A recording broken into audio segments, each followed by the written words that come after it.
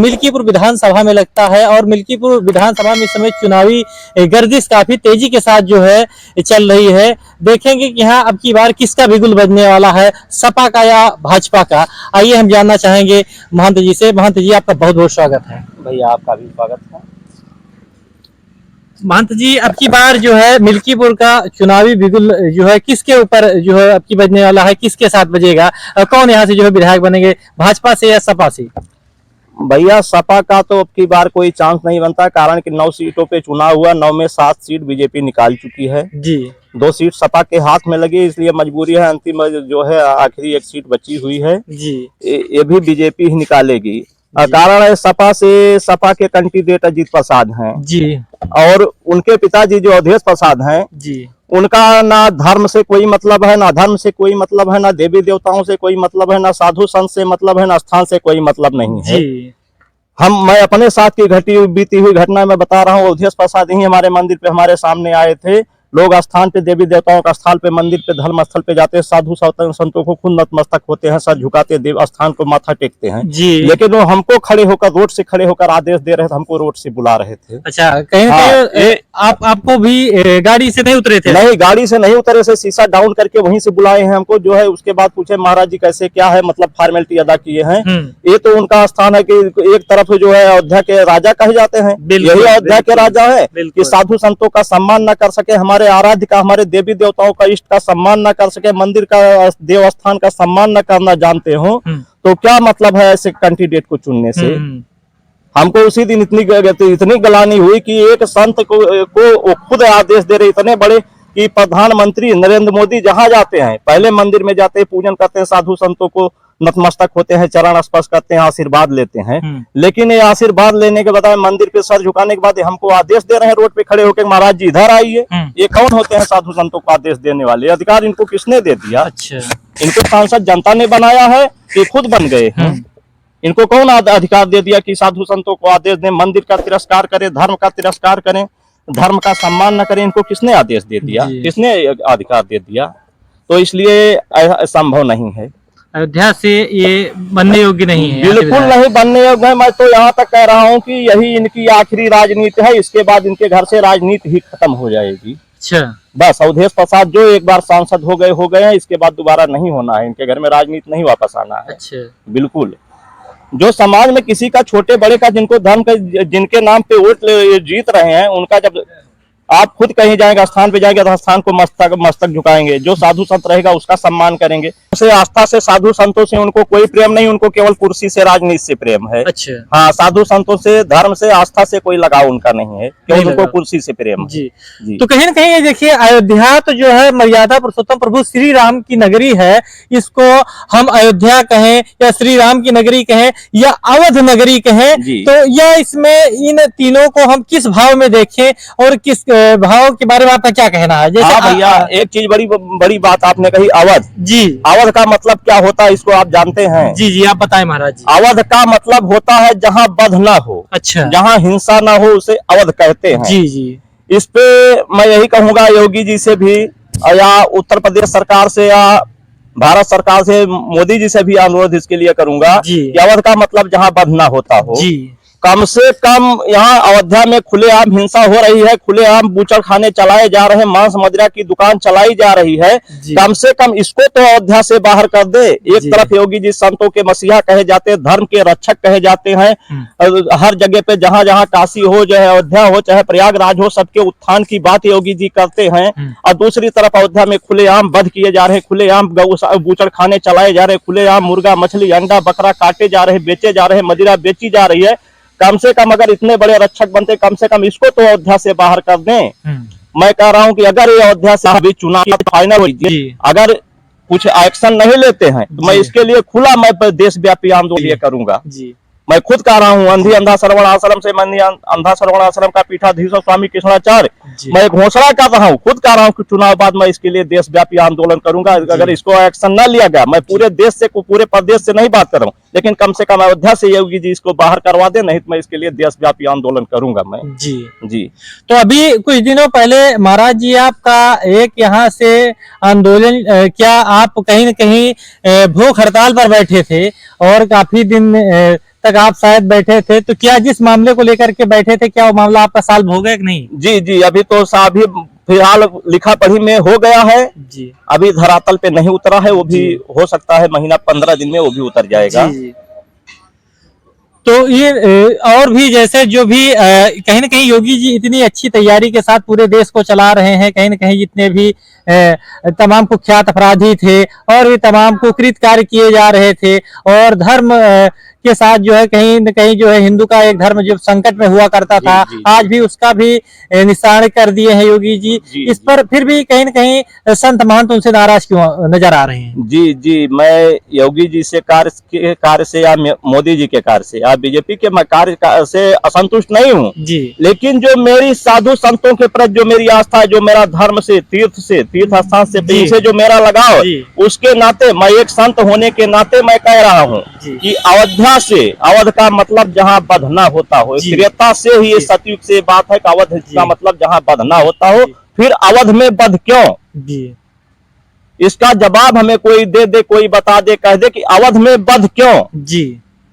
ये तो महाराज जी अब ऐसा कहाँ बध हो रहा है यहाँ कहीं कोई? अरे महाराज, पूरे रोड पे दिखले खुलेआम मुर्गा कट रहे हैं, बकरा कट रहे हैं, बूचड़ खाने चलाए जा रहे हैं, जो है कट रहे, ये बध नहीं तो क्या है? तो महाराज जी अगर ये कहीं ना कहीं अगर ये चीज ये बकरा मुर्गी अगर इनको रोक दी जाएगी तो ये कैसे शायद क्या अवध में रोकने से इनको इफरादी हो जाएगी, इनकी संख्या बढ़ जाएगी? मैं इस चीज से सहमत हो सकता हूँ कि अगर आपका मामला है कि सिर्फ इसको अवध में रोक दिया जाए, अयोध्या की सरजमी से इसको काफी दूर कर दिया जाए।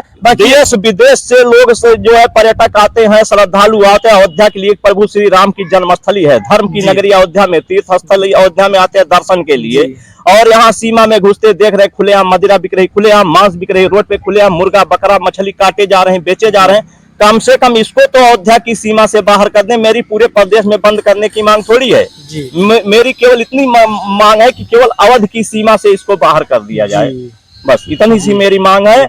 अगर मेरी मांग जो है सुनी जाती है, मेरी मांग पूरी की जाती है तो ठीक है, नहीं तो इसके लिए मैं देशव्यापी आंदोलन करूंगा। उसके लिए चाहे मुझे अपने प्राण गंवाने पड़ेंगे, कोई दिक्कत नहीं है। तो महाराज जी जो इस समय मिल्कीपुर का उपचुनाव चल रहा है, इस पर आपका क्या कहना है और कैसे देख रहे हैं इसको?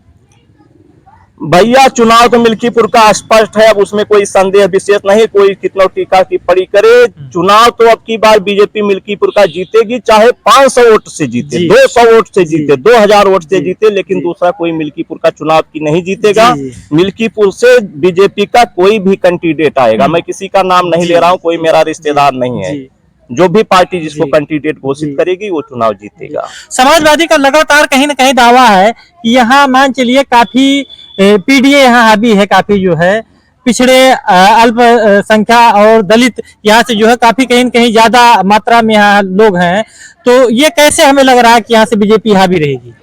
नहीं, अब जैसे यही देख लीजिए, 9 सीट पे चुनाव था, 9 में 7 बीजेपी निकल गई का, उसमें जो है पिछड़े जात नहीं थे, उसमें अल्पसंख्यक नहीं थे जी।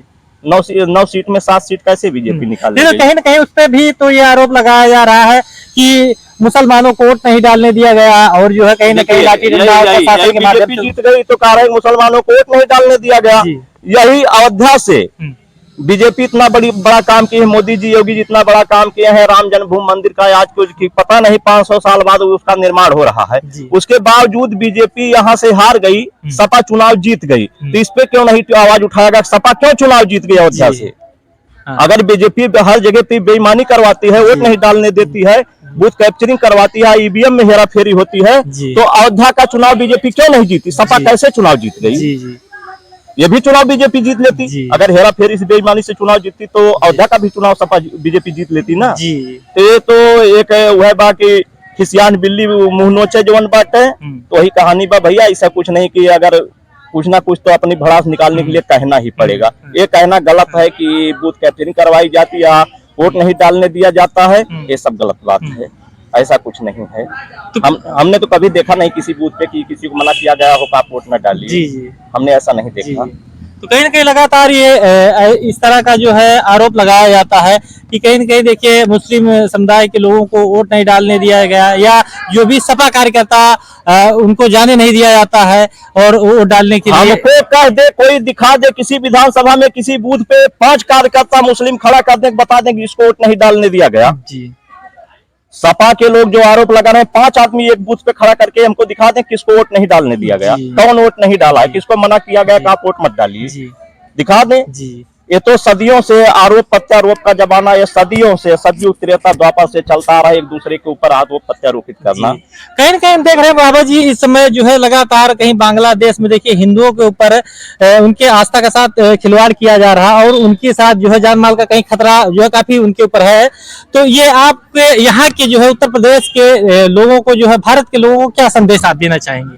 भैया ये तो सत्य है कि हिंदुओं की आस्था के साथ चाहे भारत में हो चाहे बड़ा देश, हर जगह खिलवाड़ किया जा रहा है, हिंदुओं की अस्मत खतरे में है। अगर हिंदू आज भी, इसमें जात से मतलब नहीं है, बाबर ठाकुर लाला हिर गणरिया कोरी पासी, इससे मतलब नहीं है।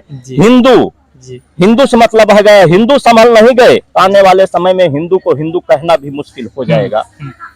तो यहाँ कहीं ना कहीं देखिए अभी एक महोदय ने अभी एक पोस्ट पे ट्वीट किया था, उन्होंने कहा था कि कहीं न कहीं अब यहाँ ब्राह्मण, हिंदू, यादव, क्षत्रिय, शूद्र, वैश्य बताना अब यहाँ उचित नहीं है, सिर्फ हर लोगों को सिर्फ हिंदू ही बताना है। जी बिल्कुल। क्या यह उचित है? नहीं, बिल्कुल बिल्कुल। हिंदू क्या हर जन हिंदू नहीं है जी, वैश्य हिंदू नहीं है जी, तो सब हिंदू कहने में क्या गुनाह है, हिंदू लिखने में क्या गुनाह है बताने में। कहीं कहीं तमाम लोगों का ये है कि मतलब अब हिंदू राष्ट्र इसको बनाया जाए, तो हिंदुओं में कहीं न कहीं खुद नहीं एकता, उनको हिंदू राष्ट्र बनाया, उसमें क्या मांग क्या गलत है जी।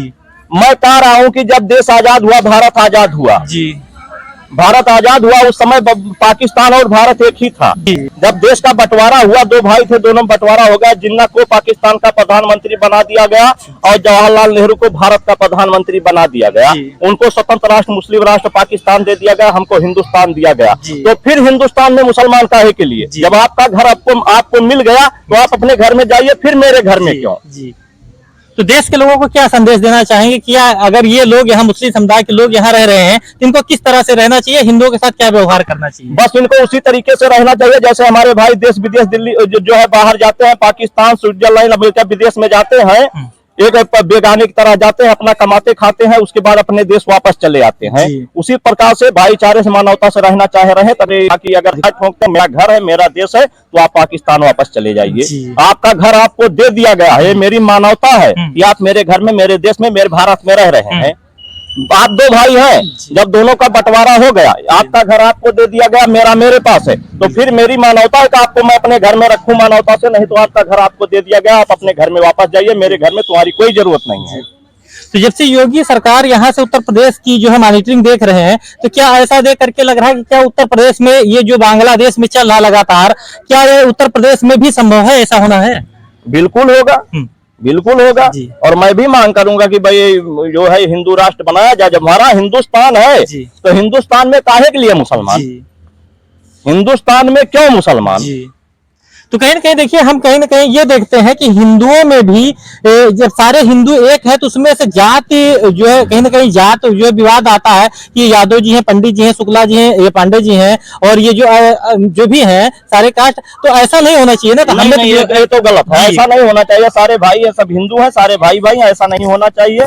ये कुछ जयचंद टाइप के लोग हैं जो है देश जो है कि देश में फूट डालने वाले, राजनीति करने वाले, जैसे जयचंद रहे हैं तो सदा से रहे हैं, आज भी हैं जी। बाकी ऐसा नहीं करना चाहिए। सारे लोग हिंदू हैं, सब भाई भाई हैं, सबको आपस में तालमेल से रहना तो जिस तरह से योगी जी पूरे देश को ये चला रहे हैं, इसको इसका पूरा ढंग से मैनेजमेंट देख रहे हैं, तो इस देश के प्रधानमंत्री और मुख्यमंत्री को आप किस तरह से संदेश देना चाहेंगे, लोगों को क्या जानकारी देना चाहेंगे, या कैसा कर रहे हैं, कैसा है? जो कर रहे हैं ठीक कर रहे हैं, अच्छा कर रहे हैं, कोई ऐसी कोई गलत नहीं कर रहे हैं ना। मुख्यमंत्री कोई जो अगर गलत भी कोई है तो कुछ मुख्यमंत्री और प्रधानमंत्री नहीं गलत है, उनसे जो नीचे के कार्यकर्ता हैं जो कुछ भी गलत करते हैं वो लोग गलत करते हैं। कोई घर का मुखिया ये नहीं चाहता है कि मेरी छवि धूमिल हो जी। हाँ, परिवार से हो जाता है, ऐसी कुछ गलतियां हो जाती हैं, लेकिन मैं चाहूंगा कि जो भी गलतियां उनसे हो रही हैं कार्यकर्ताओं से, उस पर थोड़ा सा कंट्रोल करें, उनको दिशा निर्देश दें कि जिससे कि पार्टी की छवि, देश की छवि न धूमिल हो जी। नमस्कार, आप देख रहे हैं अवधि क्रिएटर न्यूज।